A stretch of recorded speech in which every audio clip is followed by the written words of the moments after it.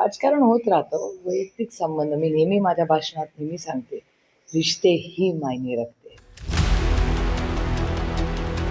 सुप्रिया सुळेंच्या या वक्तव्याला अनेक राजकीय कंगोरे आहेत.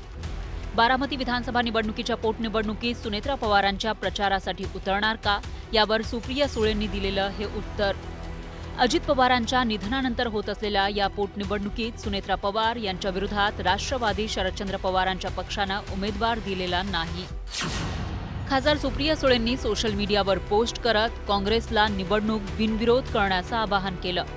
शरद पवारांनीही ही निवडणूक बिनविरोध करणं योग्य होईल अशाच प्रकारची अपेक्षा व्यक्त केली. तर रोहित पवारांनीही हर्षवर्धन सपकाळ यांची भेट घेतली. या भेटीगाठीनंतर काँग्रेसनं बारामतीतला आपला उमेदवार मागे घेतला. आता सुप्रिया सुळे बारामतीत सुनेत्रा पवारांच्या प्रचारासाठी उतरणार का, अशा प्रश्नावरून सुप्रिया सुळेंनी हे उत्तर दिलंय. तुम्ही त्या पक्षातून आमंत्रण देताय का?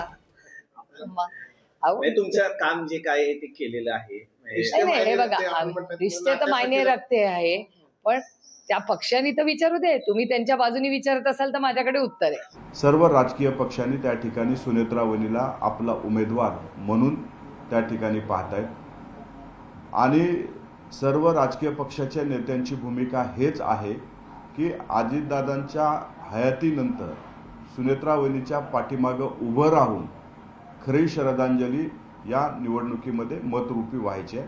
त्यामुळं वहिनीच्या प्रचाराला कुठल्याही पक्षाचा नेता येऊन त्यांचा प्रचार केला तर त्याचं स्वागत आम्ही नक्कीच करू. बारामतीत काँग्रेसनं उमेदवार मागे घेतला असला तरी या निवडणुकीच्या रिंगणात 23 उमेदवार कायम आहेत. ही निवडणूक बिनविरोध करण्यासाठी राष्ट्रवादी काँग्रेसचे प्रयत्न तोकडे पडल्याची चर्चा आहे. हा प्रश्न तुम्हाला अजित पवारांच्या गटाला विचारावा लागेल. का ते मॅनेजमेंट सगळं बघत होते, त्याच्यामुळे ह्या प्रश्नाचं ह्याचा मी फारसा खरं तर अभ्यास केलेला नाही आहे. पण मला असं वाटतं हा प्रश्न अजित पवार गटाच्या लोकांना विचारला तर जास्त संयुक्तिक आहे. कारण का फॉर्म, प्रक्रिया, माघार ह्याच्यात स्थानिक लेवलला काय झालं ह्याचं उत्तर तेच देऊ शकते. बारामती हा पवारांचा बालेकिल्ला म्हणून ओळखला जातो. अजित पवारांच्या पश्चात होत असलेल्या पोटनिवडणुकीत सहानुभूतीची लाट सुनेत्रा पवारांच्या बाजूने असणार आहे. काँग्रेससह प्रमुख पक्षाचे उमेदवार निवडणुकीच्या रिंगणात नसल्यामुळं सुनेत्रा पवारांना किती मताधिक्य मिळतं याची उत्सुकता आहे. मला वाटतंय 1 लाखच्या वरचीच झाली निवडणुकीची मतधिक्य. मला वाटतंय 1 लाखच्या वरचीच झाली निवडणुकीची मतधिक्य. 3 वर्षांपूर्वी राष्ट्रवादी काँग्रेसमध्ये उभी फूट पडली आणि एका पक्षाचे 2 पक्ष झाले.